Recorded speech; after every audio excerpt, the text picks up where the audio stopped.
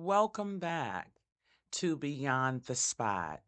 This is episode 22. When the healer is hurting, the cost of carrying others' pain, and how to come back to yourself. I am your host, Tracy Gantlin-Monroy, licensed professional counselor, healer, and the first Black female brain spotting trainer in the world.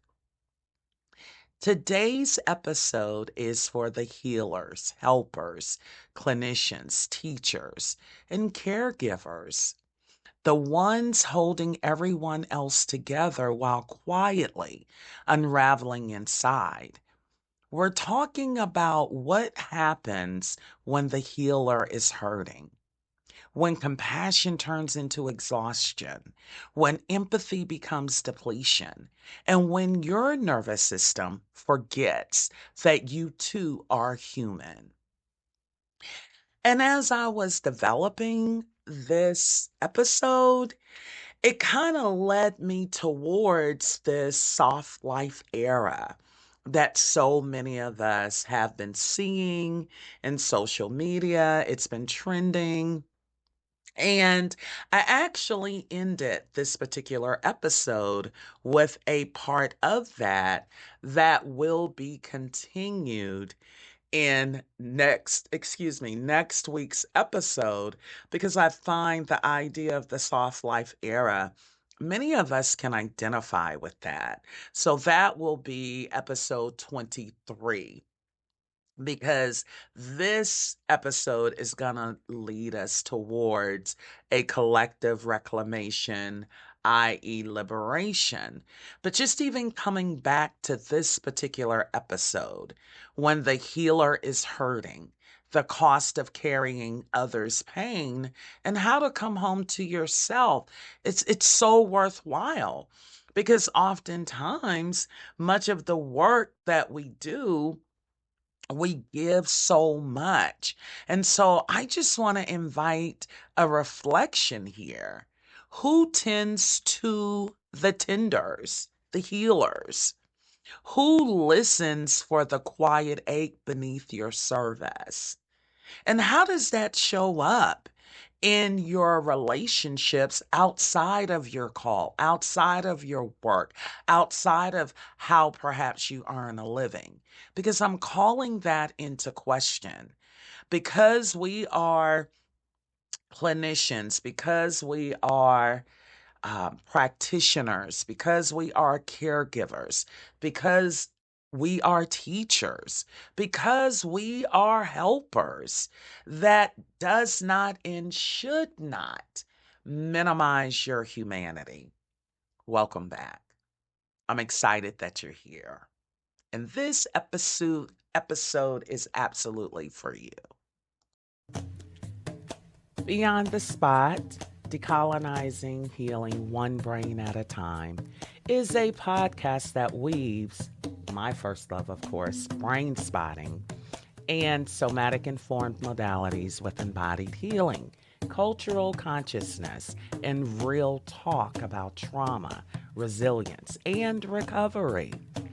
Hosted by Tracy Gantlin-Monroy, a licensed professional counselor, spiritual healer, and the first Black female brain spotting trainer in the world.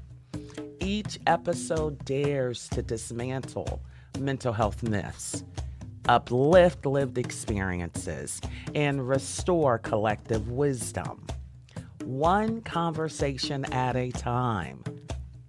Beyond the Spot podcast is for educational purposes and is not therapy. Please reach out to licensed medical and mental health professionals. Thank you.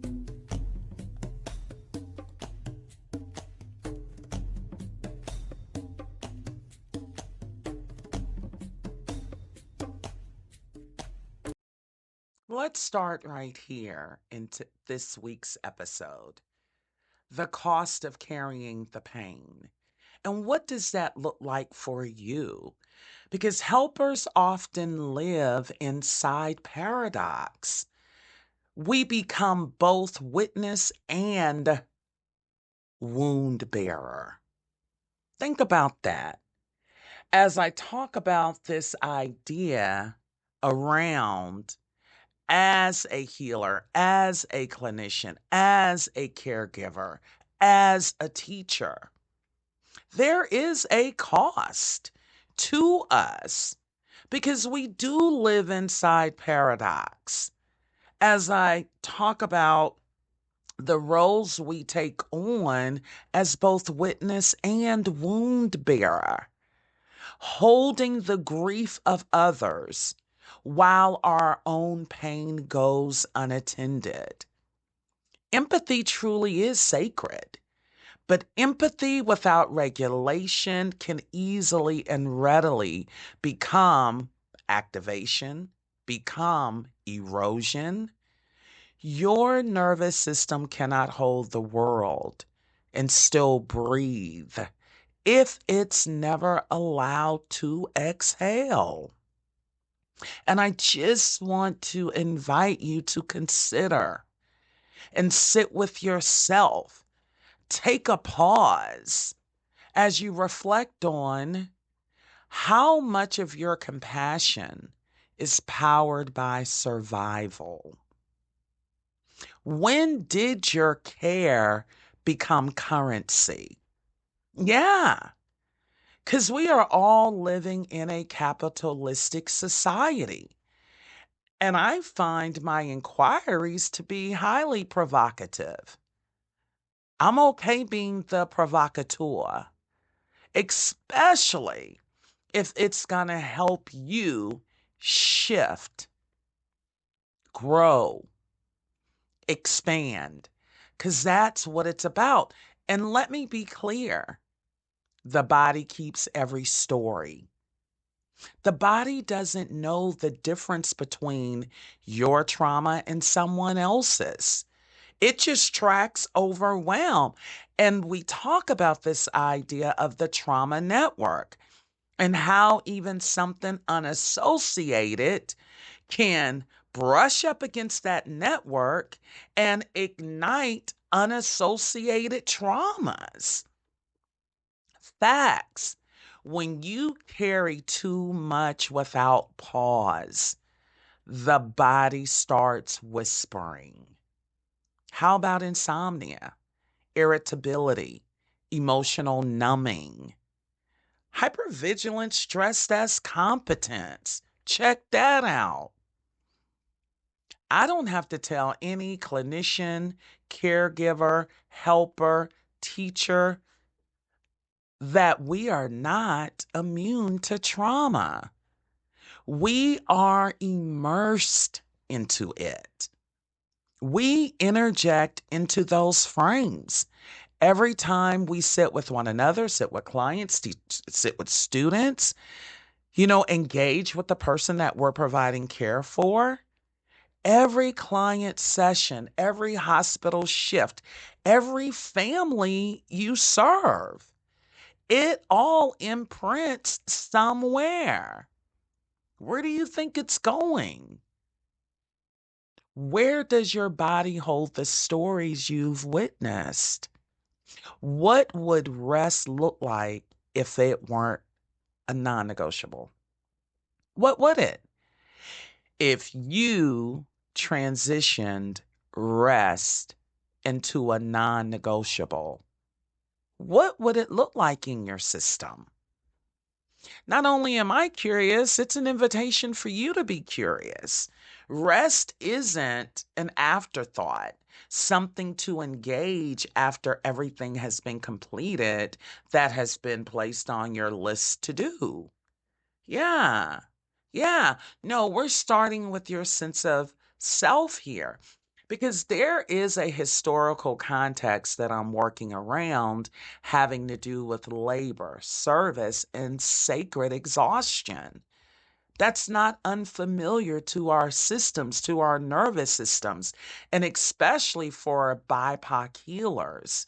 This exhaustion isn't just personal, it's historical and it's ancestral.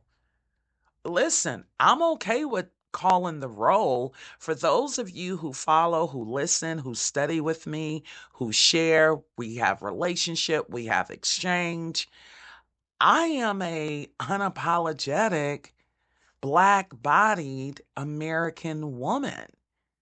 And it's common knowledge to know that there is a generational caretaking that has been casted upon American Black women in particular as survival, from the plantations to the pulpits and to the therapy rooms.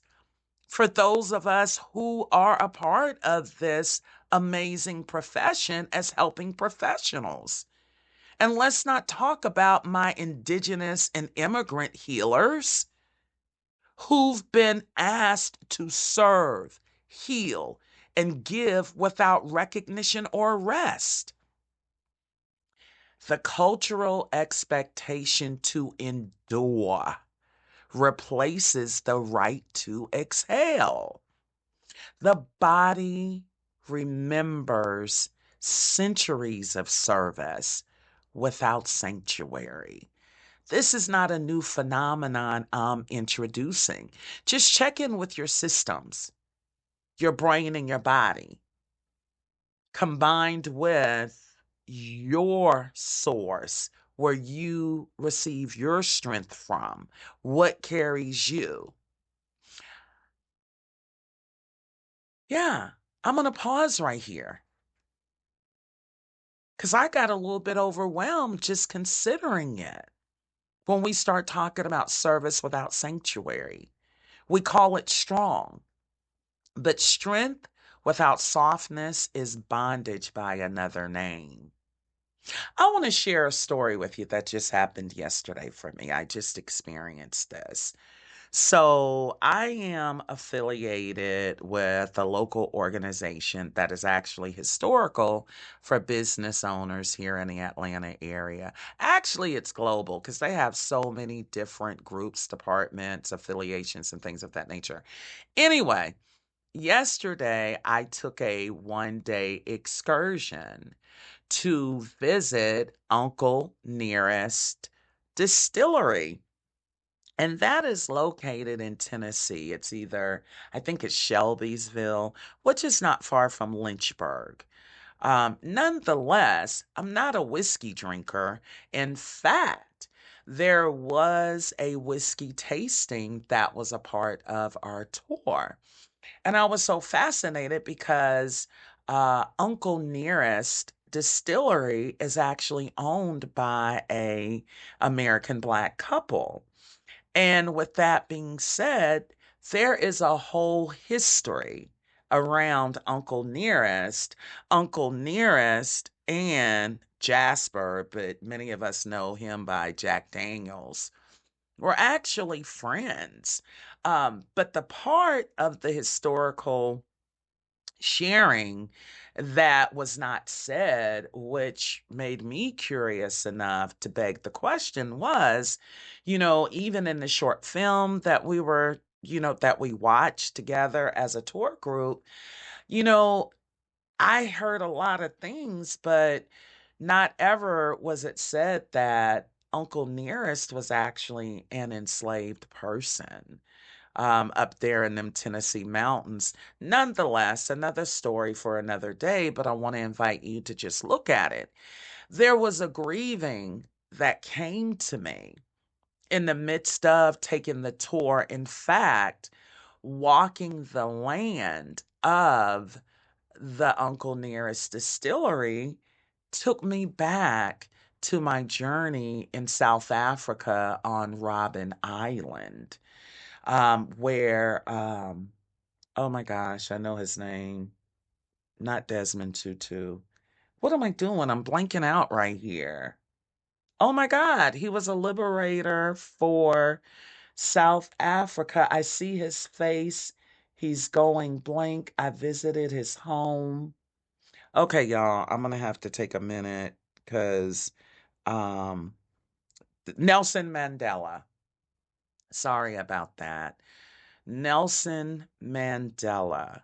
So as we were touring Uncle Nearest Distillery, it was reminiscent of Robben Island, the place where Nelson Mandela was imprisoned and housed. And during our visit this year, Babe and I took a visit, and you got to take the ferry over from Cape Town over to Robben Island, and there are mines there for minerals and stuff like that. But nonetheless, our tour guide was a former prisoner on Robben Island who actually was there during the time of Nelson Mandela. And he shared with us that for him, having been a prisoner and given the ecosystem in South Africa, that he provides tours to visitors because that provides him economics that are sustainable. He has a place to live and he can make some money. I get it. No judgment there. But there was an energy, there was a spirit um, that I noticed as we walked Robben Island. It was reminiscent for me as I walked the Uncle Nearest Distillery. And let me say this for clarification because communication is not my issue. I got other issues. I like way too much damn candy. I like way too many carbs. I can enjoy any bread from anywhere. Those are my issues. But when it comes to expression of my ideas, of my sentiments, I don't need anyone speaking for me. So let me be clear about what I'm saying because there was a sense of pride I also felt that a couple that looked like me went back and dug up the story and the history that has long been lost around Uncle Nearest. Also, at the Uncle Nearest distillery, one of Uncle Nearest, um, what do you call it? One of his people, one of his descendants actually is the leader in charge, Miss Victoria, of producing this whiskey that I hear is just amazing. Like, I am no connoisseur of alcohol, so I can't judge it or test it, but I was privileged to actually at least stick my tongue, taste a little swig of 5 different offerings they have, and some of them you can only purchase directly from the distillery. And I should note, the distillery is not on any original grounds of anything. It is a horse farm that was purchased independently by the now owners of Uncle Nearest Distillery, that they have developed the location that the public can visit. And just the way the land was outlaid, like y'all know, I believe in spirit and spiritual knowing. I believe all things work together. And I'm not sure what happened at that location previous to it becoming Uncle Nearest Distillery in Shelbyville, Tennessee. But my truth is my truth. My experience is my experience. Everyone there was absolutely gracious. And I would do the tour again. And I was just sharing with someone in the group as we left the video portion of the tour. And I became curious around, while there is an association of Uncle Nearest using a West African um, procedure, I'll call it, to actually produce whiskey. And the West African procedure was running and filtering through the whiskey through honey maple coal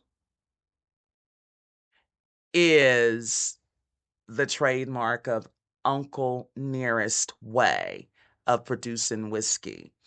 And I found it to be very fascinating. And so I was just kind of, you know, how you chit chat with people as you're on a walking tour.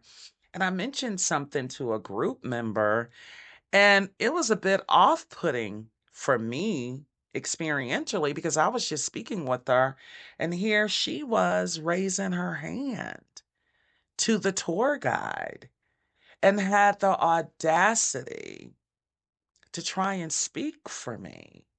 And she did such a lousy job of it. It was as though you were forcing me to share with the group, at which I took exception. If I wanted to speak to everyone with us, I would have done that. And I just felt like, yeah, it was a violation. It was absolutely not a wound. Because for anyone, when you try to speak for me and when I'm present, I give the Tracy Gantlin-Monroy experience in real time because I am unafraid of my voice and what that looks like and what the texturing is and the manifestations of all those things that run through my soul. So absolutely. When she was done butchering my expression to her, while I could appreciate, she was saying, that is great curiosity. Well, it's not great enough for you to try to speak for someone. Nonetheless, as she butchered it, I said to the group and the tour guide, not sure what she was talking about because those aren't my words, my inquiry, or my sentiment. But I am curious about any reparations that have been received by the Uncle Nearest family. And there have been reparations. I understand that even the Jack Daniel Company, Jasper and Uncle Nearest were actually friends. And Uncle Nearest was paid on a market level for his contributions. And I got the clarification that the recipe for Jack Daniels is not Uncle Nearest recipe by any means. The recipe came from yet a different gentleman. And in light of Uncle Nearest contributions to whiskey culture, Tennessee, that there is a scholarship that has been created by the owners, Uncle Nearest Distillery, for anyone's heritage that desire to attend college. I think there are 20 people so far that have received the benefit, and three have already graduated. So, yeah, no, no. From my understanding, I could be wrong, and anyone with further knowledge than I do, because I'm not a whiskey connoisseur. I was curious about touring the distillery. Part just being really transparent is it's Black owned. And I should say, Miss Victoria has won 3 or 4 times at some whiskey competition for her master blend. Yeah, so it was really pride for me as a black-bodied woman. And let me just be really transparent here, especially as we're talking about this idea around the historical context when we talk about labor, service, and sacred exhaustion. Yeah, I am a descendant of the enslaved people right here in America, for real. And so with that, listen, this historical context, I live with it within me. And so for me to hear or experience these types of offerings, there is something that activates in me that's beyond my conscious control. And anybody who understands soul work, soul care, you know what I'm talking about. But nonetheless, there has been a historical ideological construct, call it what you want. Many know it as white supremacy. Some know it as whiteness. And when I use those terms, although they're used interchangeably, I'm not making an indictment on Caucasians or dominant cultured white people. Not at all, because all dominant cultured white folks, all Caucasians, do not participate with whiteness or white supremacy or any of that. And let's be very clear, because I understand history. It is dominant cultured white folk. It is Caucasians that supported my people when we talk about the Underground Railroad, when we talk about freedom, when we talk about this idea of allyship, when we talk about co-conspirators. So that's not what I'm talking about, because my white counterparts are carrying their own stuff in their own system, and I'm excited to sit with anyone from community and we can have those conversations. There's actually an older conversation that can be found on my YouTube under the resident therapist, where I actually had a live conversation with a dominant cultured white woman that I respect to this day, that she was able to come forward and say it was me, and we shared time together, and I was able to express my sentiment around the rupture that we had. So with all of that being said, for anyone who don't know the cost of rest and what that looks like historically, and what marginalized persons identified by race have experienced individually, directly, indirectly, generationally, ancestrally, this is just but a snippet, okay? Because the body remembers centuries of service without sanctuary. We call it strong, but I'm going to say it again. Strength without softness is bondage by another name. And I just want to invite you to reflect right here. How much of your exhaustion belongs to your own life? And how much belongs to the story of those who came before you, who came before us? Uh, Listen, reflect on that, sit with that, look at that, be with that. Do whatever you want to do with that, because I'm calling it forward. Yeah, yeah, because we got to stop, drop, and roll. Uh huh. Now, wherever that imagery took you, allow it and just notice what that's like for you. Because there's this idea of compassion fatigue and the myth of boundless giving. Yeah. In dominant culture, overextension is rewarded and overcare is normalized. Some would even name it as white guilt. Look it up. See for yourself.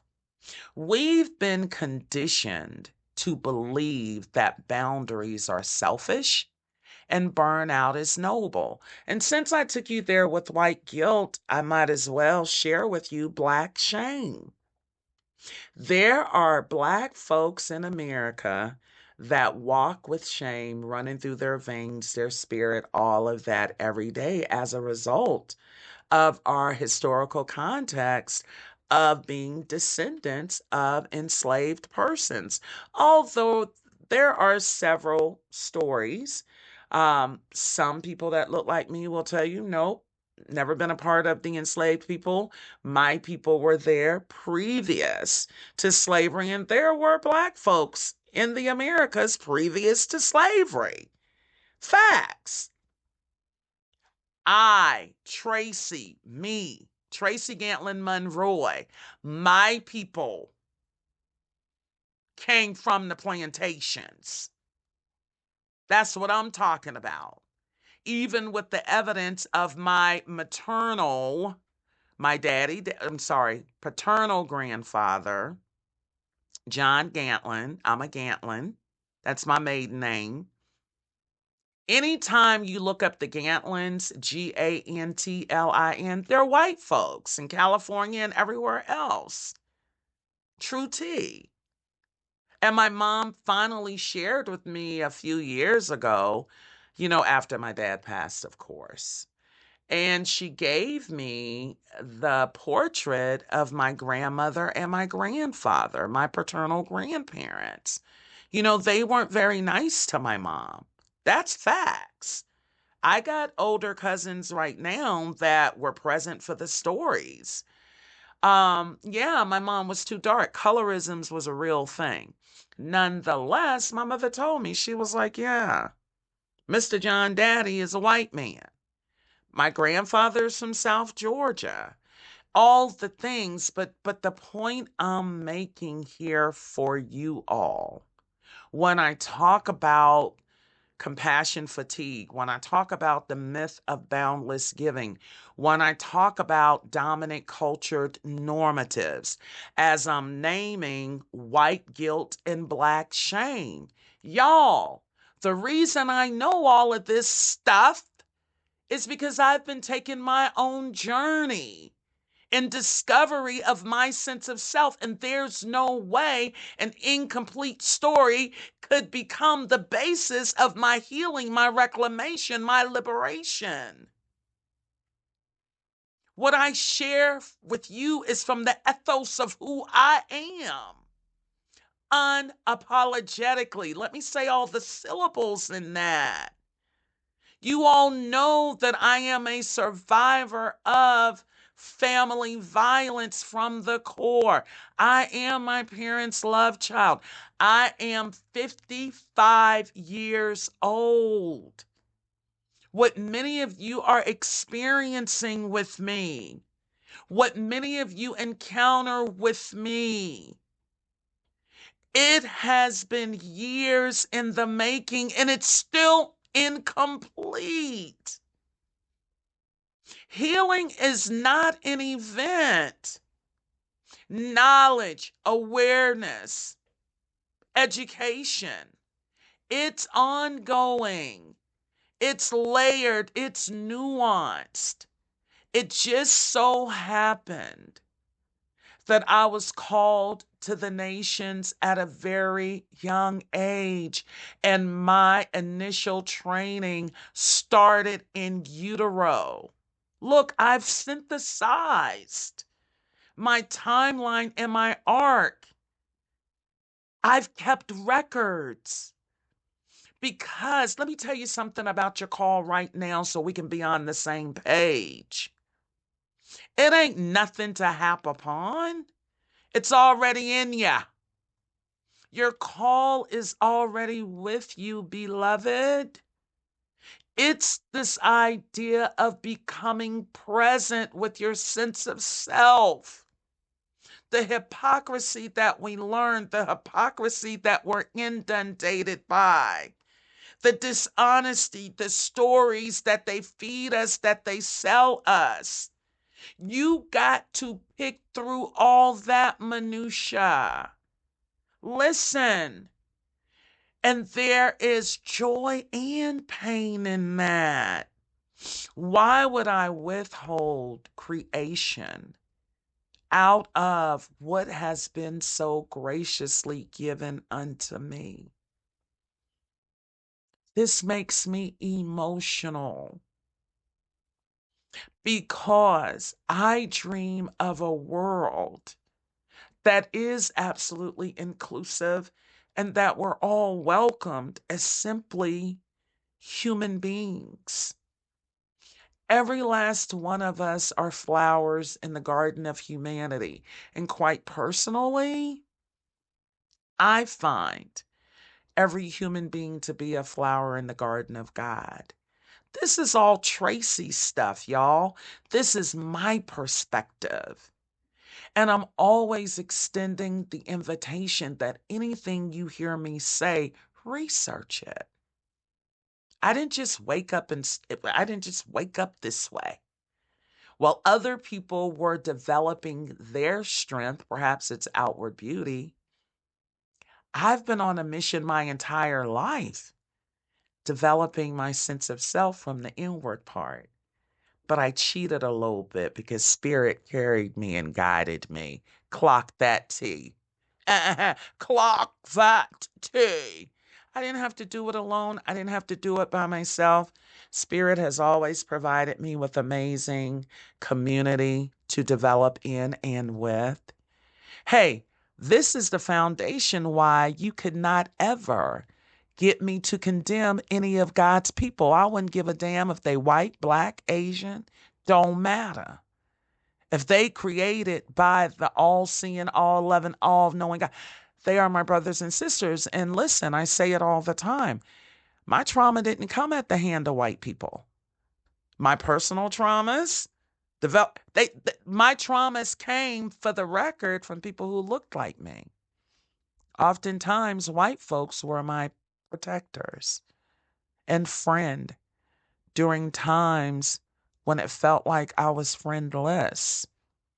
When I've had to go into war, yeah, I'm going to say it, because a lot of black folk can relate to what I'm saying.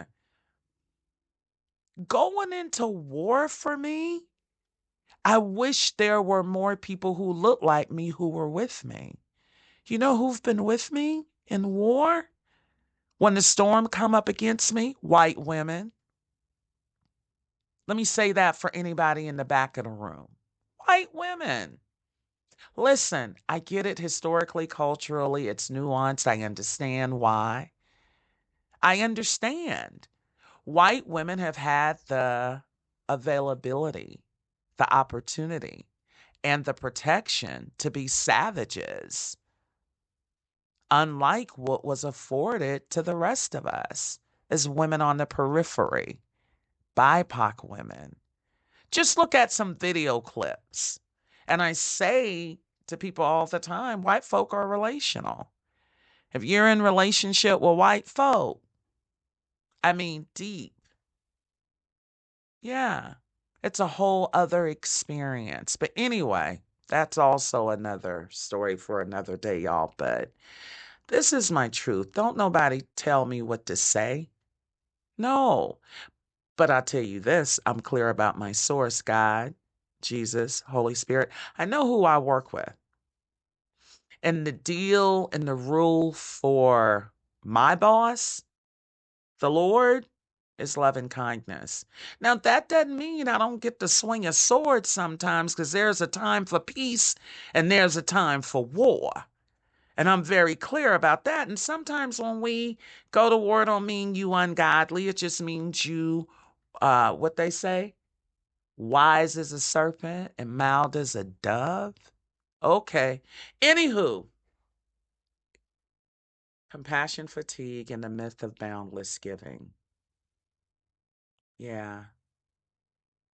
At the end of the day, real talk, there ain't a damn thing noble about burnout. Ain't nothing selfish. Okay? I'm just using a play on words here. Okay? Ain't nothing noble about burnout, y'all. Some of these things that we've normalized, we've got to rework, we've got to deprogram, we got to get it where it's healthy in our system. Okay? When the culture celebrates exhaustion, rest becomes resistance. And when whiteness defines professionalism, our humanity becomes an inconvenience. To be well in this world is a radical act. That's all I've been talking about here for the last 15 minutes. What does it mean for your nervous system to rest without apology? And I'm seriously making that inquiry. Because some of y'all feel guilty to take rest or to know you've exceeded your limit. Hey, this is a warrior cry. And with this warrior over here, sitting on the land of the Cherokee and Muskogee Native Americans right here in the ATL or Atlanta, Georgia. Here's the invitation and what I'm talking about. And what I'm talking about is coming home to the body. Healing for the healer means reestablishing relationship with your own body, your own spirit, and your own pace. The work doesn't stop when you rest. The work deepens when you do. Because the more regulated you are, the more safety you become and offer. Not only do you offer safety, you become safer. And the more you care for yourself, the more suitable your compassion becomes. What practice brings you home to yourself? Is it a walk, a breath, perhaps music, stillness? What helps your body remember you matter as well? I can tell you mine right off the rip. She done walked off 80 pounds. EIGHTY. Uh-huh. Yeah, walking does that for me. And there are so many layers to the walking experience for me. Yeah. And let's be clear. And I'm going to unpack this next segment even further next week because it was just too much to try to put in one episode. But I want to make a declaration here. The soft life and the nervous system's craving for safety. I want to introduce to many, and I want to start dismantling for others this phrase, right? There's a phrase floating through pop culture right now, especially among women of color. And you might hear them say it. I'm in my soft life era.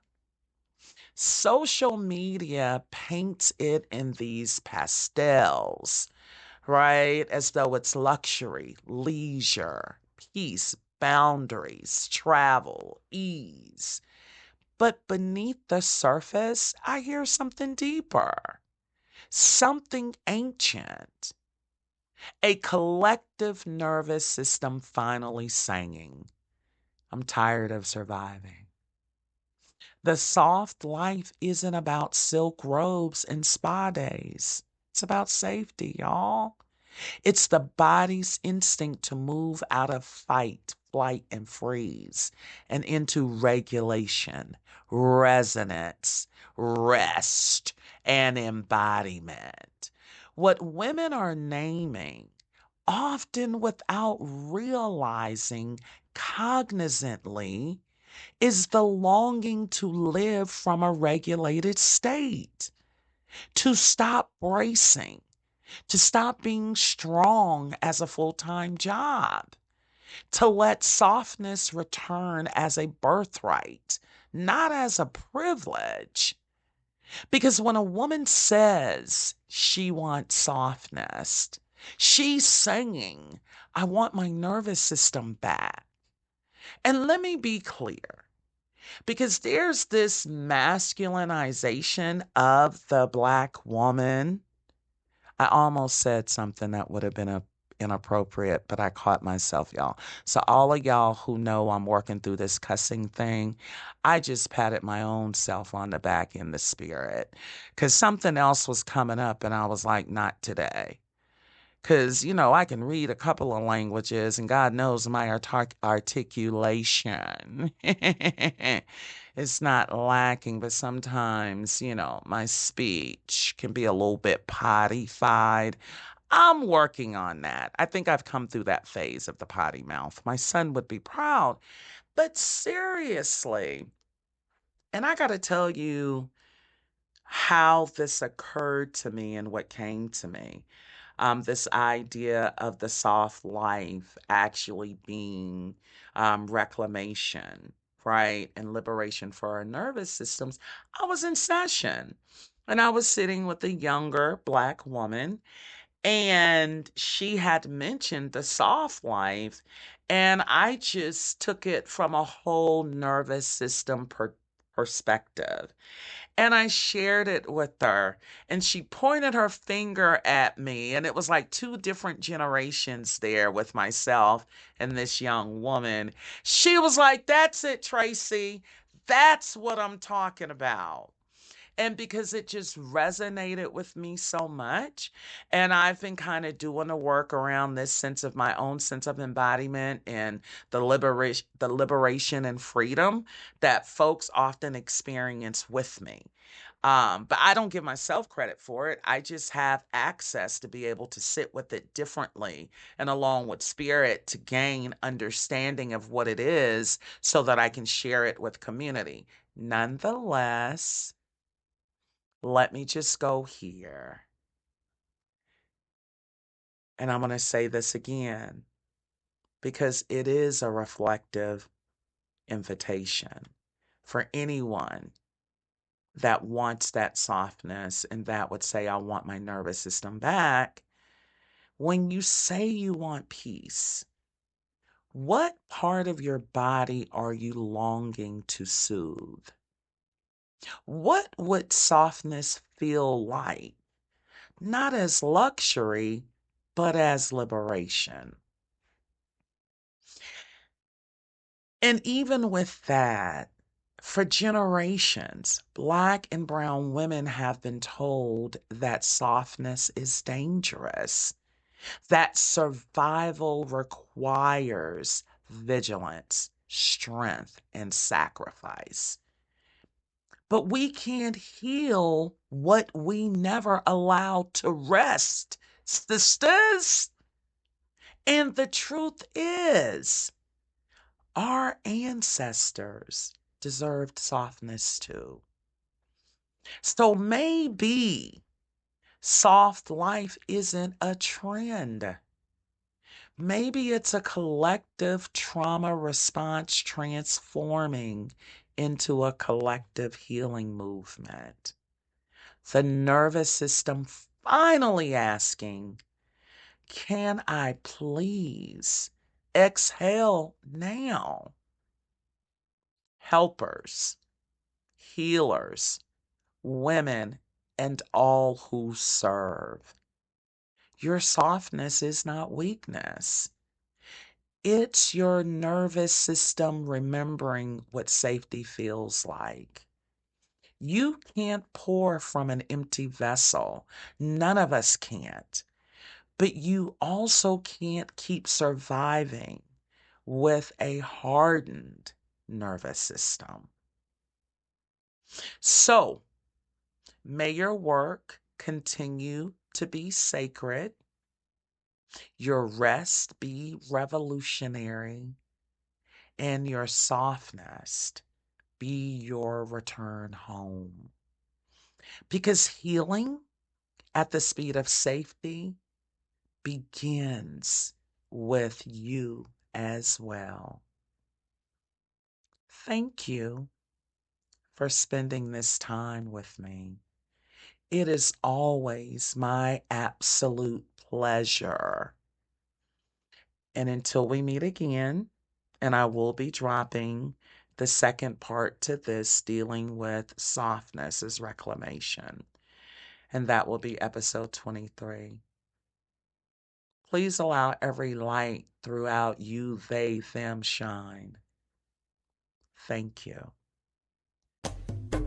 If today's episode resonated with your nervous system or your spirit, share it with someone who's still unlearning and reach out to me. My website is gracecommunitycounseling.com. You can reach me on Instagram at Monroy LPC. That is MONROY LPC. Also, I have offerings from retreats to brain spotting trainings to workshops, you name it. And I am also a speaker. So if you ever need a speaker with my skill set, look me up. Give me a call. Let's see what can happen. And absolutely for you clinicians and adjacent body healers, feel free to reach out and attend a brain spotting training. We have trainings all the time. Thank you.